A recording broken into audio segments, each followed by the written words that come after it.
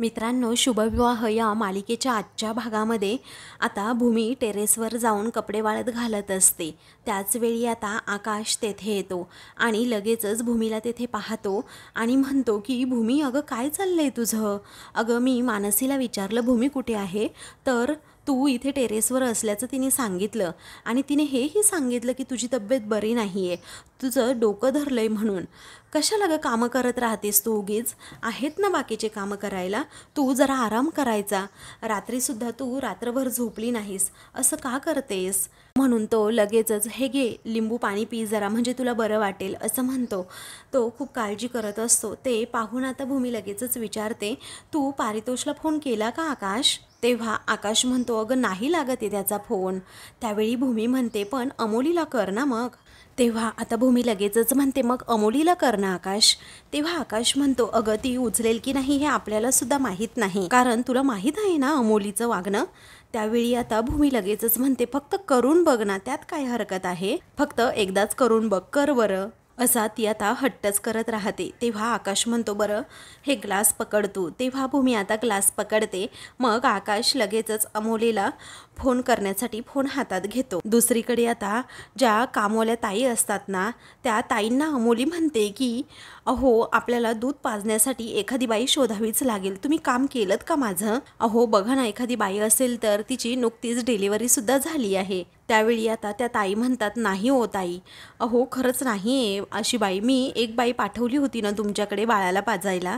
तेव्हा अमोली म्हणते, अहो तिने सोडलं ना, म्हणजे तिच्या बाळाला दूध कमी पडायला लागलं ना, म्हणून ती म्हणाली की नाही येऊ शकणार। मला कळतंय तिचा प्रॉब्लेम, परंतु माझ्याही बाळाला दूध हवंय ना, त्यासाठी मला एखादी बाई लागणार आहे, त्यामुळे तुम्ही शोधा ना प्लीज। तेव्हा त्या ताई म्हणतात, मी चौकशीसुद्धा केली पण नाही मिळत कुणी। तेवढ्यातच अमोलीच्या मोबाईलवर आता आकाशचा फोन येतो। मग अमोली आता ते पाहते आणि मनातच विचार करते की आकाशचा का फोन येत असेल बरं मला माहीत आहे ना त्याला बाळाबद्दलच बोलायचं असेल। मग असं म्हणून आता ती फोन कट करते। दुसरीकडे आकाश म्हणतो, बघ ना भूमी, अगं नाही उचलत आहे ती फोन। तेव्हा आता लगेचच भूमी म्हणते, परत कर आणि सारखा सारखा करत राहा, अरे कर ना प्लीज। त्यावेळी आता आकाश म्हणतो, अगं कसं करणार मी? तेव्हा भूमी म्हणते, प्लीज आकाश। दुसरीकडे अमोलीच्या मोबाईलवर पुन्हा आकाशचा कॉल येत असतो। तेव्हा आता अमोली लगेचच ताईंना म्हणते की ठीक आहे, तुम्ही चौकशी करा आणि मग मला सांगा हां। त्या ताई तेथून गेल्यानंतर आता अमोली लगेचच कॉल रिसीव करते। तेव्हा आता लगेचच आकाश हा फोन स्पीकरवर टाकतो आणि म्हणतो की अगं पारितोषचा फोन लागत नव्हता ना, म्हणून तुला फोन केलाय मी अमोली। त्यावेळी अमोली आता विचारते, काही काम आहे का आकाश तुझं? तेव्हा आकाश म्हणतो, नाही ग काम असं नाही, पण बाळ कसं आहे ते सांग ना। तेव्हा अमोली काहीच बोलत नाही, मनात विचार करू लागते, रात्री बाळाची तब्येत बिघडली होती आणि याने लगेच सकाळी फोनसुद्धा केला, पण याला कसं समजलं असेल की बाळाला बरं नाही वाटत म्हणून, असं म्हणून ती गप्पच राहते। तेव्हा आकाश पुन्हा एकदा म्हणतो, हॅलो अमोली, अगं सांग ना क्षितिजा कशी आहे? तेव्हा अमोली आता खोटं बोलते, बाळ ना मस्त मजेत आहे, अजून काही? त्यावेळी आता लगेचच आकाश म्हणतो की नाही ग, क्षितिजा कशी आहे ना हे सुद्धा विचारायला मी फोन केला होता, आणि आता छान खेळायला लागली असेल ना ती, असंही विचारतो। तेव्हा आकाश, अरे तान्हं बाळ आहे ते, ती कशी खेळेल बरं?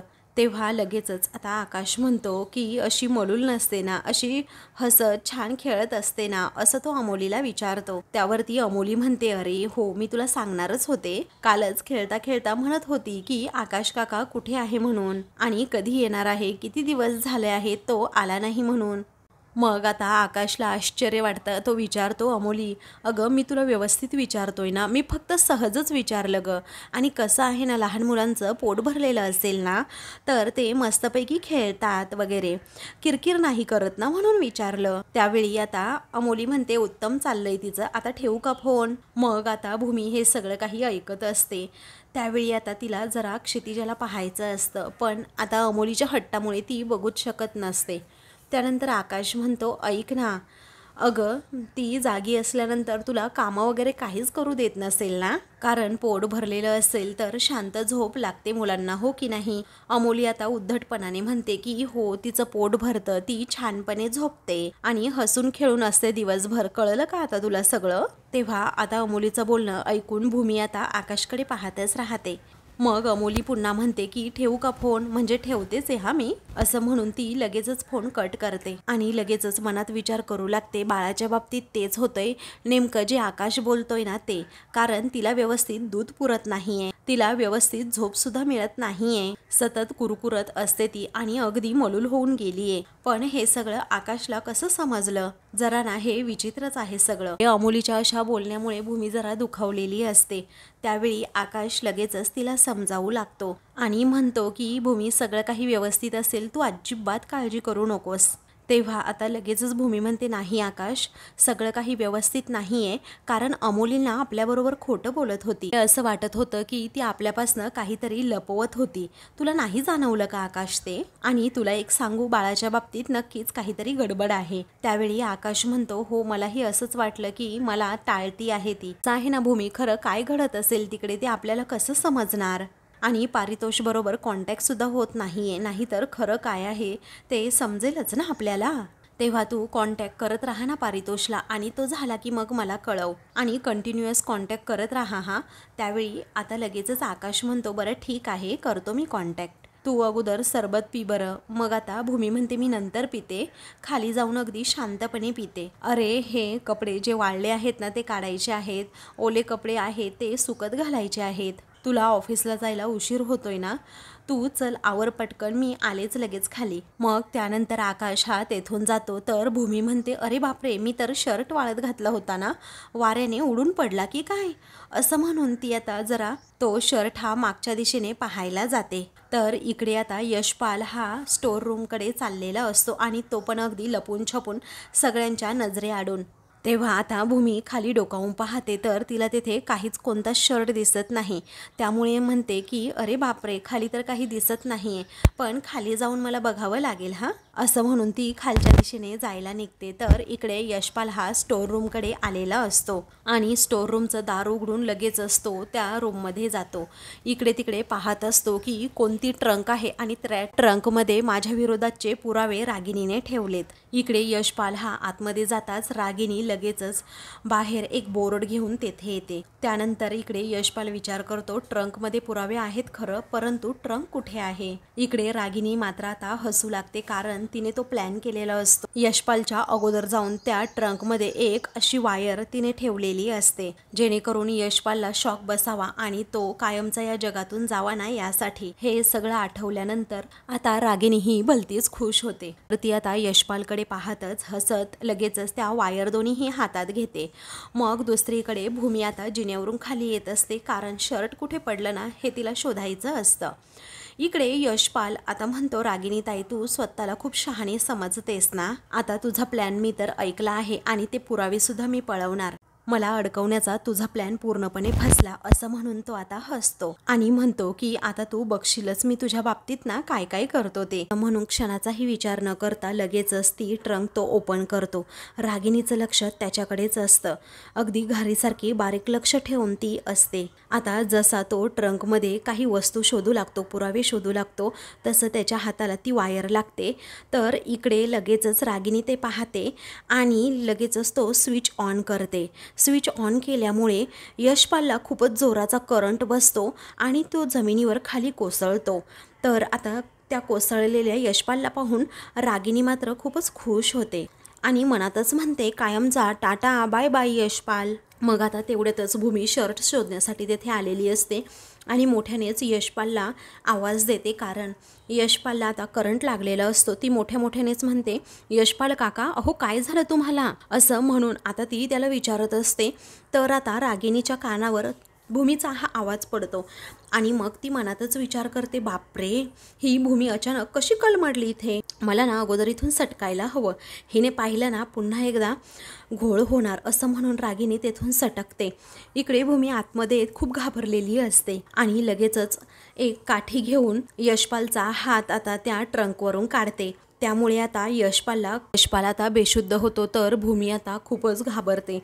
त्यानंतर यशपालला घेऊन सर्वजण त्याच्या रूममध्ये येतात तेव्हा आकाश आता त्यांना उठवण्याचा प्रयत्न करत असतो। घरातील सगळेजण त्याच्या भोवती असतात।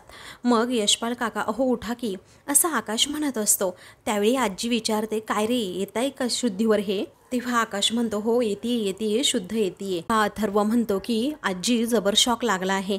नशीब भूमिताई वेळेवर पोहोचली, नाही तर जीवावर सुद्धा बेतलं असतं. तेव्हा सर्वजण घाबरतात. त्यानंतर आता यशपाल काका असं म्हणून पुन्हा पुन्हा आकाश उठवतो. तेव्हा आता भूमी म्हणते बघ ना, अरे ते थोडे हालचाल करतायत. तेव्हा आजीसुद्धा आवाज देतात की अरे यशपाल तुला बरं वाटतंय ना आता. मग आता यशपाल आजीकडे पाहतच राहतो. त्यानंतर आता आजी म्हणतात अरे यशपाल उठ ना. मग यशपाल डोळे उघडतो आणि आजीकडे पाहतच राहतो. तेव्हा गरगरतंय का तुला काही बाळा, असं प्रेमाने आणि आपुलकीने चौकशी करत त्या विचारतात. तेव्हा यशपाल म्हणतो नाही आई, मी थोडा बरा आहे. त्याला माहीत असतं की भूमीने माझा जीव वाचवला, म्हणूनच तो म्हणतो भूमी. मग भूमी विचारते काय झालं. तेव्हा तो आता उठण्याचा प्रयत्न करतो. मग भूमी म्हणते सावकाश काका. तेवढ्यातच रागिनी आणि पौर्णिमा या दोघीही तेथे येतात. तेव्हा यशपाल रागातच रागिनीकडे पाहतो आणि मग नंतर तो भूमीला म्हणतो की मला तुझ्याशी थोडं बोलायचंय. तेव्हा रागिनी आता खूपच घाबरते. तिला काय करावं सुचत नाही, कारण एवढा मोठा प्लॅन करूनही यशपाल हा जिवंत असतो आणि ते रागिनीवर आता बेतणार असतं. मग सर्वजण आता भूमीकडे पाहत राहतात की यशपालला भूमीबरोबर काय बोलायचं असेल. तेव्हा आता रागिनी मनातच विचार करते हा माणूस म्हणजे ना माझ्या जीवाला घोर आहे, घोर. त्यानंतर भूमी विचारते माझ्याशी बोलायचंय का तुम्हाला, बोला ना मग काय बोलायचंय. तेव्हा तो खूपच रागात रागिनीकडे पाहतो आणि बरोबर भूमी आता त्या दोघांकडे पाहते.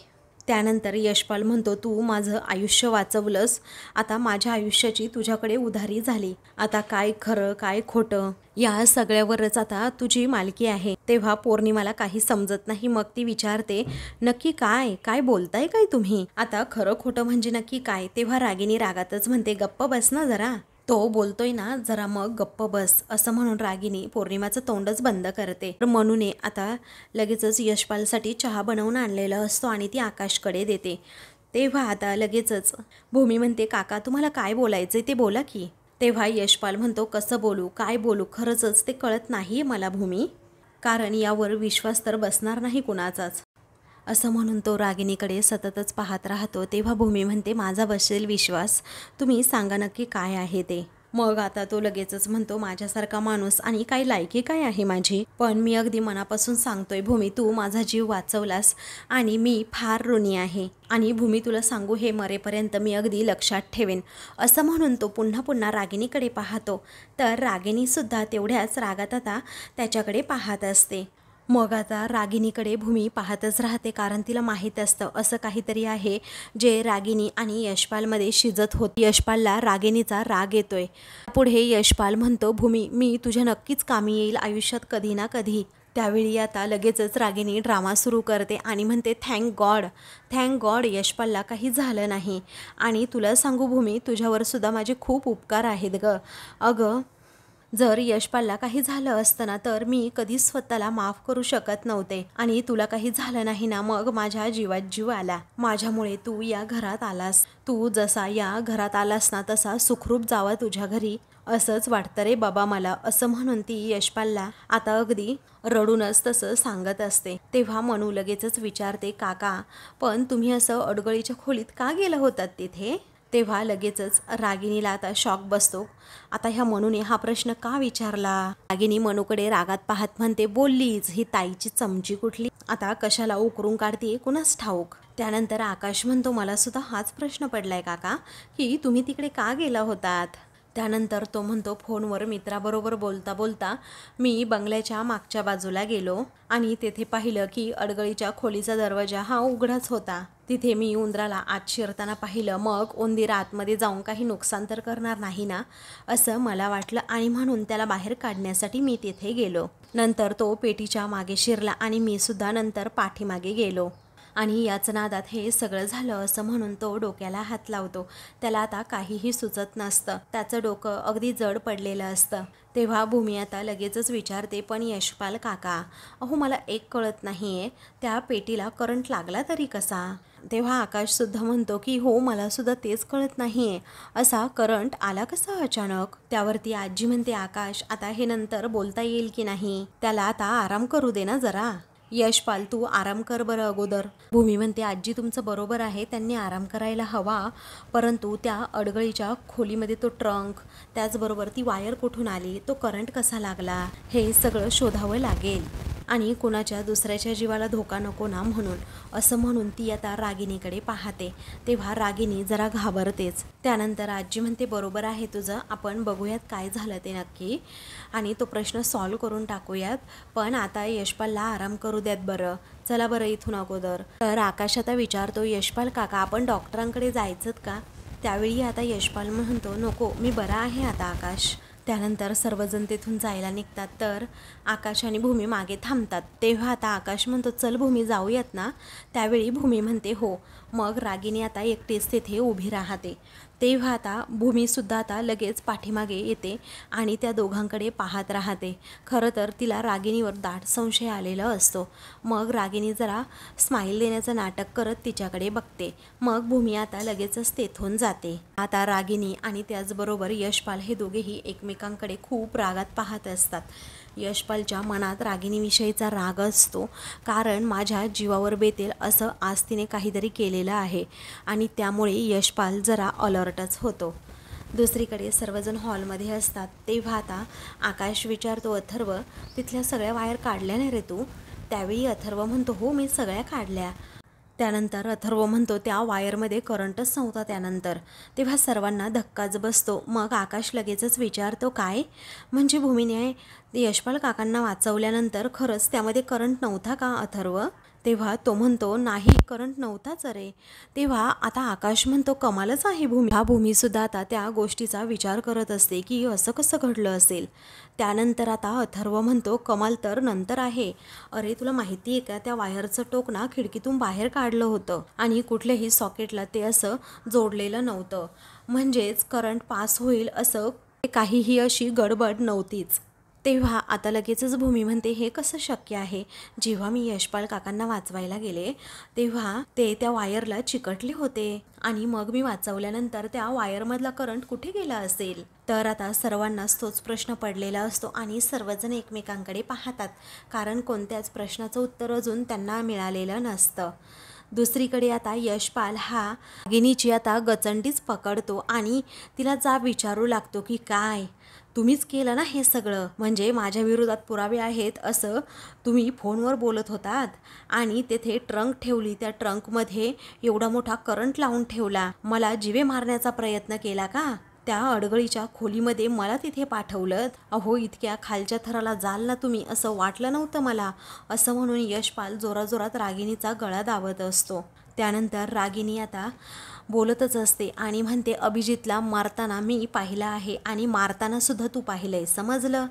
मग याचा अर्थ मी कोणत्या थराला जाऊ शकते याची टोटल नाही लागली का रे तुला अजून यशपाल? तेव्हा इतकी मुजोरी, इतकी, अहो कशाच्या बळावर? असं म्हणून तो अजूनच जोरात तिचा गळा दाबतो. तेव्हा रागिणी आता डोक्याला हात करत म्हणते, याच्या बळावर, माझ्या डोक्याच्या बळावर. आणि माझं हे भांडवल आहे ना, भांडवल ते कधीही कमी होऊ शकत नाही, समजलं? आणि कधीही चोरीला सुद्धा जाऊ शकत नाही. आणि आज ना फक्त तू त्या भूमीमुळे वाचला आहेस, फक्त भूमीमुळे. ती मध्ये टपकली ना म्हणून माझा प्लॅन हा उघडकीस आला. आता तुला सगळं काही कळलं आहे ना, तर कबूल करायला काही हरकत नाही, असं म्हणून ती अख्खा जोर लावून आता यशपालला मागे ढकलण्याच्या प्रयत्नात असते आणि शेवटी अख्खा जोर लावतेच व त्याला मागे ढकलते. तेव्हा यशपाल रागातच तिच्याकडे बघतो. मग आता रागिणीला जोराजोरात ठसका लागतो. रागिणी आता छातीवर मारत पुढे येत म्हणते की हो मी केलंय सगळं, काय करणार आहेस तू? अरे तुला इतक्या वेळा मी सांगण्याचा प्रयत्न केला पण तू ऐकतच नाही आणि तुला धक्का द्यायचाच होता ना मला, म्हणून मी हे सगळं केलं, समजलं? आता समजलं का तुला? वेळ पडली तर मी कोणत्या थराला जाऊ शकते, समजलं? आणि आत्ता ना खरं तर त्या भूमीमुळे वाचला असतो. कुणामुळे? तर त्या भूमीमुळे. नाहीतर ती मध्ये टपकली म्हणून ना घोळ झाला, नाहीतर आता तिच्या डोक्यात हा संशयाचा भुंगा असेलच. आता याच्यात मी कशी अडकणार नाही याची काळजी तर मी घेईलच, असं म्हणून रागिणी आता तिचे खरे रंग काय आहे ना ते यशपालला दाखवते. मित्रांनो, पुढील भागामध्ये भूमी आकाशला, अथर्वला सांगते, मला असं वाटतंय की त्यांना कोणीतरी मारण्याचा प्रयत्न केला. त्यावरती आकाश म्हणतो, अगं यशपाल काकांना मारण्याचा प्रयत्न कुणी कशाला करेल पण भूमी? तेव्हा आता भूमी लगेचच म्हणते, तुझ्यासमोरच ते काय म्हणत होते, आत्यांबद्दल त्यांना काहीतरी सिक्रेट माहीत आहे म्हणून. दुसरीकडे रागिणी म्हणते की तू जर मला एक्सपोज करण्याचा प्रयत्न केला ना तर तू सुद्धा अडकशीलच. त्यावरती आता लगेचच यशपाल म्हणतो तसं असेल ना तर मला अडकायला आवडेल, मी तर मरेनच पण तुलाही सोडणार नाही. तर दुसरीकडे भूमी आता यशपालला भेटते आणि म्हणते आत्ता तुमच्या जीवावर बेतलं म्हणून तुम्ही वाचलात, पण दुसऱ्या वेळी तुम्ही वाचणार याची गॅरंटी नाही आहे यशपाल काका. तेव्हा यशपालला धक्का बसतो आणि तो घाबरतो. अशाच मालिकेंचे पुढील भाग पाहण्यासाठी चॅनलला सबस्क्राईब करा.